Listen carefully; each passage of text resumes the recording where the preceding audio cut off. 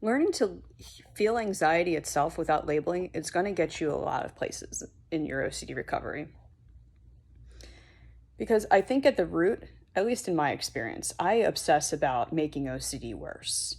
And so it ends up I avoiding certain things, saying certain things, not so much because of the feared outcome that's going to happen, but it's like, oh, what if I keep having this thought again? Or, this thought's going to last forever.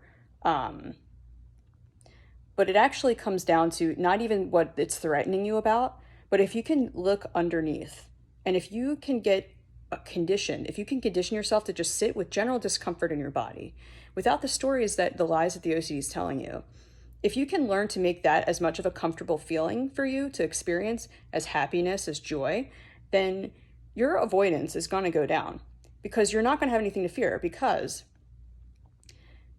the main outcome here is we're afraid of anxiety. OCD is afraid of itself. It's a coward. It's like this like two-faced contradictory machine in your head that's like, if you do this, then this is going to happen. Or if you do this, I'm going to become worse and you're going to have worse OCD. But it's like, wait, like if you're not afraid of the OCD itself, you're going to kill a lot of birds in one stone. And this like especially applies for the people that are having OCD about their OCD being worse or obsessing about the obsessing itself. Like, oh my gosh, what if this obsession is like, so what?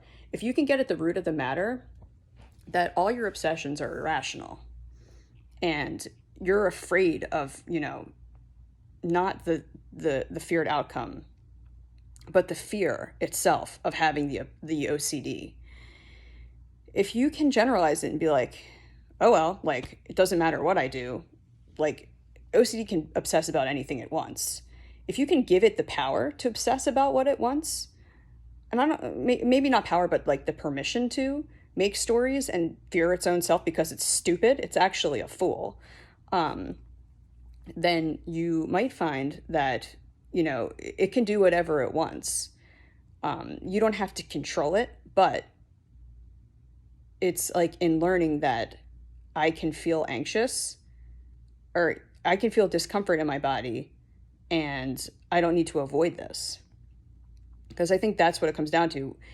Because when you're obsessing about something, you have that initial anxiety feeling, right? And we hate that. We're like, oh my God, but it's a false alarm. So the more you can get accustomed to like when you feel, oh my God, but it's like, oh, this is not, this is just my body responding to a thought that's not real or a rule that's not real, then you're not going to have anything to fear. And it just you're going to become used to it and deconditioned to it. So where am I going with this? OCD is going to obsess about itself. So take away, don't look at what it's telling you at face value because it's a liar. Like it has nothing to do with what it's telling you and everything to do with just avoiding everything.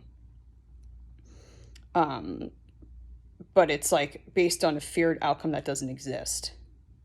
So if you can get used to just feeling discomfort from the anxiety, that's not real. Like your OCD is going to go down. You're going to say, F it. I don't care if this brings me more OCD. And you just keep living your life.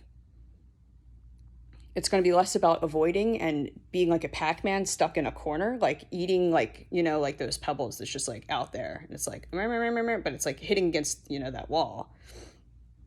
You're not going to be that Pac-Man anymore.